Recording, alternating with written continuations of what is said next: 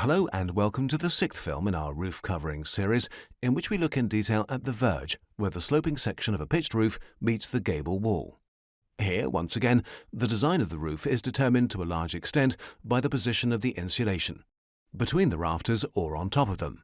As with the height of the eaves line, the wall height at the verge increases when on-roof insulation is used due to the greater overall thickness of the roof structure. The presence of a roof overhang also influences the shape of the verge.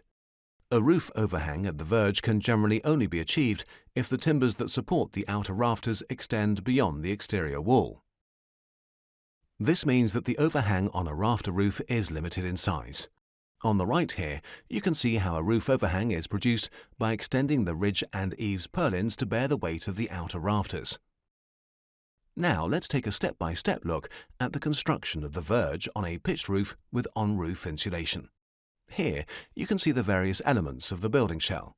The edge rafter is positioned next to the gable wall, which is stabilized by a ring beam. A sheathing of wood composite boards completely covers the rafters. The vapor retarder fixed to the sheathing extends beyond the ring beam with no breaks or gaps. The slightest leak will make it impossible to manage moisture diffusion in a controlled manner. Wooden timbers placed on the sheathing in line with the rafters serve to join the roof covering to the frame of the roof. The insulation is fitted between these timbers. The outermost timber is placed at the edge of the ring beam to ensure that the roof structure projects no further than the outer edge of the wall. The sarking is then secured with the counter battens so that it hangs free at the verge. In the next step, the main battens are fixed to the counter battens. At the verge, they must extend as far as the finished external edge of the gable wall.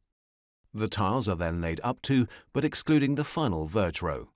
At this point, the roof is largely watertight. Now it's time to start the final work on our structure.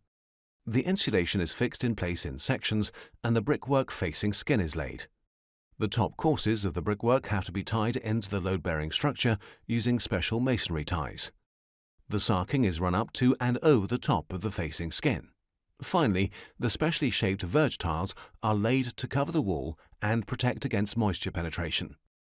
As the loft is not going to be a habitable room, the interior is not plastered. You now have sufficient information about pitched roofs and pitched roof coverings to go about designing one on your own. Summary: the sloping section of a pitched roof and the gable wall meet at the verge. The design of the roof along this line depends to a large extent on whether the insulation is positioned between the rafters or on top of them. As with the height of the eaves line, the wall height at the verge increases when on-roof insulation is used due to the greater overall thickness of the roof structure. The shape of the verge is also influenced by the presence of a roof overhang.